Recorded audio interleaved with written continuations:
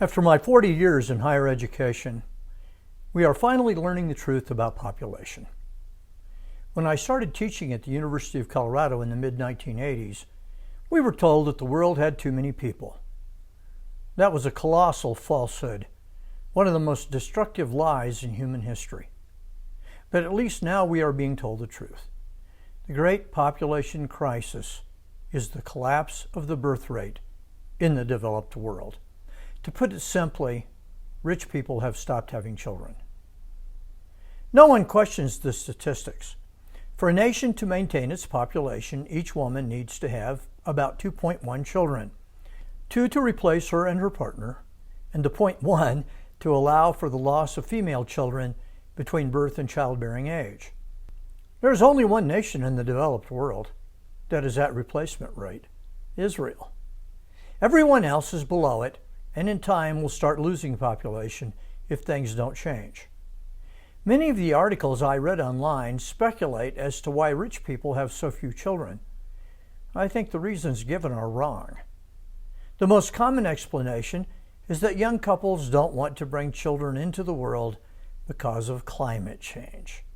In a recent European poll, 40% of young people said they feel uncertain about having kids, considering the environmental future and the footprint bringing more children into the world will have. A recent article in the British publication The Guardian examined an organization called the Voluntary Human Extinction Movement, a group that wants to remove people from the environmental equation entirely. Climate change is not the only reason people give for not having children. The cost of housing, the size of apartments, the size of cars, better opportunities for women, and a big one: children are expensive. We can't afford them.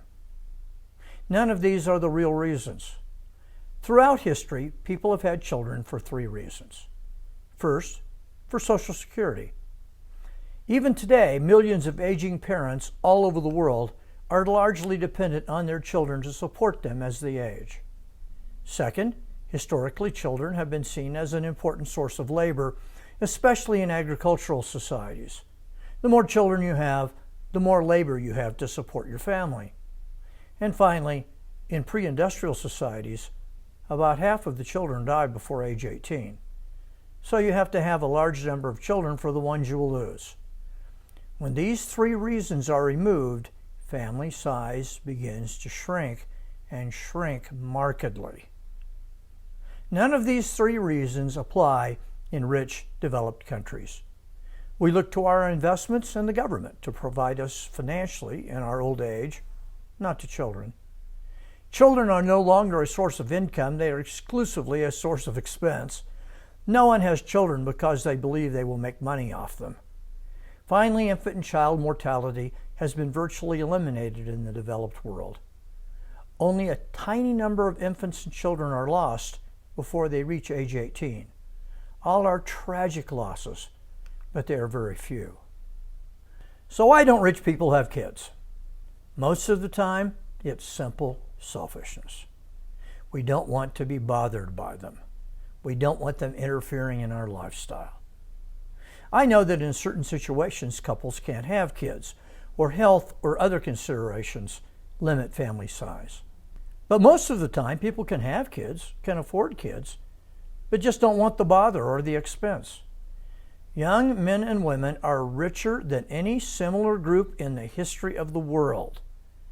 People need to start being honest with themselves about why they limit family size. And what about the environment? This is one of the greatest deceptions of all time, and I've argued this in other videos, which I will link below. The physical environment of our world today is the best and safest in human history, and is only getting better. Using the environment as an argument for limiting your family is an exercise in self-deception. And what about the expense? Let me repeat. We are the richest people who have ever lived. We have never been better able to afford children than right now. Young couples need to be alerted to the fact that children are a blessing from the Lord, and the more the merrier. Let God determine your family size. not the false propaganda coming from government, the media, or education. Thanks for listening. May the God who wants you to be blessed with children bless you this day in a mighty way.